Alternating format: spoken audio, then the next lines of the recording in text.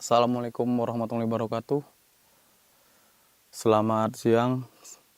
Saya Hamzah Lubis, pangkat Sersan 1. Saya dari Kesatuan Kodim 0117 Aceh Tamiang yang bertepatan yang berada di Kuala Simpang yang sekarang terdampak musibah. Saya ingin bercerita tentang kisah saya di tanggal 26 Pak, tepatnya di hari di mana banjir bandang terjadi di kota saya. Mungkin saya juga salah satu korban dari bencana itu, tetapi namanya kami seorang prajurit, kami tetap ikhlas dan tetap bekerja.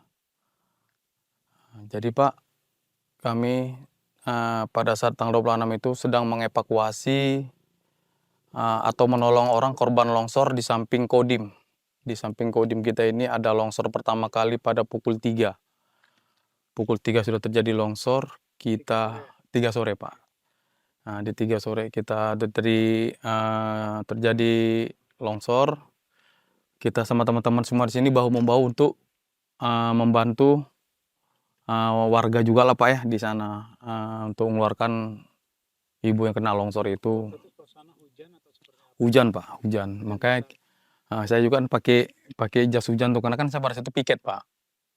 Kan gitu. Jadi bahu-membahu lah. Pak Lubis ada tembilang istilahnya untuk ngorek-ngorek itu Pak. Ada Pak, ada. Saya juga ada Pak, ada dongkrak ada. Jadi semua kita bahu-membahu nih Pak kan. Bongkar itu. Ibu tuh kejepit dia Pak, seperti ini posisinya. Tapi insya Allah di jam setengah 5 itu insya Allah ibu tuh berhasil kita evakuasi dan kita bawa ke rumah sakit. Tapi nggak ke rumah sakit lah, entah kemana yang terdekat lah Pak. Karena pada situ kan di kanan kita sudah longsor, di kiri kita sudah banjir besar semua. Kan gitu. Setelah itu mungkin Kasdim menyampaikan ke kita, oke, kita pantau dulu kedalaman air sama longsor di mana aja selama di perjalanan ini kan seperti itu Pak. Sampai jam-jam 6 lah, 6:30 gitu. Oke, Kasdim ajak kita ke rumah jaga, kita break. Kan gitu Pak, break. Nanti kita main lagi, kita kumpul lagi di sini untuk mengecek lagi daerah sekitar kita kan gitu Pak. Jadi mungkin saya kembali ke rumah Pak.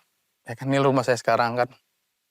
Kembali jam kurang lebih 7:30 lah. 7:30 saya kembali. Karena pada situ pun saya piket Pak kan. Walaupun seharusnya piket itu kan saya sore bisa 1 jam 2 jam di rumah tuh. Mungkin Tuhan berkata lain, mungkin gak usah lama-lama. Mungkin kalau mungkin saya juga di rumah tuh 1 jam 2 jam juga saya juga meninggal. Mungkin jadi anak-anak ini jadi yatim piatu kan seperti itu Pak. 7:30 masuk ke rumah, ganti pakaian, mandi, makan langsung pergi. Jadi sekitar kurang lebih jam 8 kurang 10 lah. Pokoknya saya di rumah ini nggak lebih dari setengah jam Pak. Nggak lebih dari setengah jam, almarhum nanya, kok cepat kali Bang baliknya ke piket katanya kan. Jadi saya bilang seperti ini, nggak apa-apa lah. Orang di piketan nggak ada orang. Soalnya kan rekan-rekan kita yang dari Simpang juga terjebak banjir. Kan gitu Pak. Jadi nggak bisa ke situ. Nah, Abang kan baru turun piket katanya. Iya udah nggak apa-apa, kita perbantuan di sana, Wak bilang. Oh, jadi nggak balik lagi nanti? Ya insya Allah nanti balik kalau misalnya nanti teman-teman nanti bisa datang, Abang balik, Wak bilang gitu sama istri kan Pak. Oh ya udah katanya. Jadi Wak balik sampai ke penjagaan itu kita bilang jam 8:05, jam 8:10 Pak ya. Udah ngomong-ngomong, 9:30 kejadian lah Pak longsor di tempat kita ini. Longsornya nggak lama Pak, inilah sama rekan saya, sama Sertusup ini. Kita kesini lari, longsor Bang, longsor. Kita lari Pak kesini kan. Saya pikir yang longsor yang di sini Pak. Dekat sini kan yang kita tengok rapuh kan gitu. Rupanya udah nimpa ke rumah saya. Jadi pada saat itu anak saya itu yang perempuan itu di kamar mandi. Dan di kamar mandi tembok itu tumbang. Buah, anak saya keluar. Tolong Pak, tolong katanya.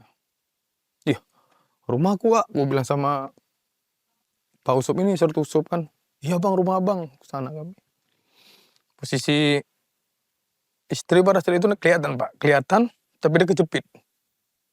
Kejepit, nggak bisa ditolong gitu lah Pak kan. Ya udahlah saya bacakan di telinganya mungkin 2 kalimat syahadat. Allah Allah, saya bilang, nggak lama di sebelahnya saya dengar suara anak saya. "Pak, tolong Bintang Pak, tolong Bintang," kata gitu Pak kan. Ada anakku, Wak. Inilah sama om ini kan Pak. Udah terjepit Pak, udah nggak bisa ditolong lagi, memang nggak bisa ditolong lagi Pak kan gitu.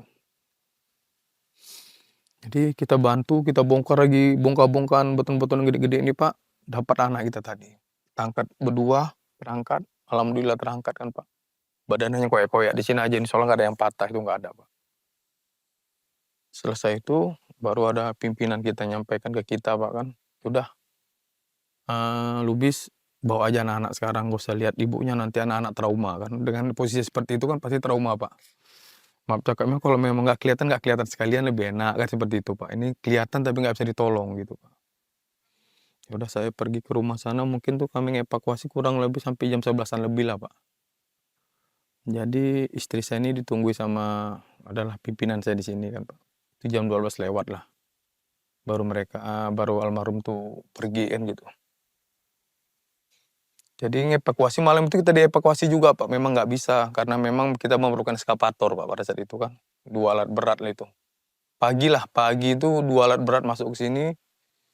Kamis pagi itu udah bisa dikeluarkan almarhum istri itu Pak. Paginya Pak, Kamis paginya. Kan malam Kamis meninggalnya Pak, malam Kamis kejadian Kamis paginya. Karena memang kita terkendala alat berat dan kedua juga ini juga masih turun Pak. Takut longsor susulan lagi kan nggak berani Pak. Memang pimpinan saya itu Pak pada saat itu memang menyuruh istirahat Pak, nyuruh istirahat seperti ini, "Lubis, coba tenangkan diri dulu, tenangkan sama anak-anak," kan gitu Pak. Mungkin bagi saya namanya tugas dan kewajiban itu tetap ada Pak. Kalau saya pun disuruh istirahat, yang ada pun jadi berpikiran sama saya Pak. Oh ya saya punya tugas, saya punya tanggung jawab, walaupun tanggung jawab itu tidak diberikan sepenuhnya sama pimpinan. Subscribe, share, like, and comment. Subscribe, share, like, and comment. Subscribe, share, like, and comment. Subscribe, share, like, and comment. Subscribe, share, like, and comment.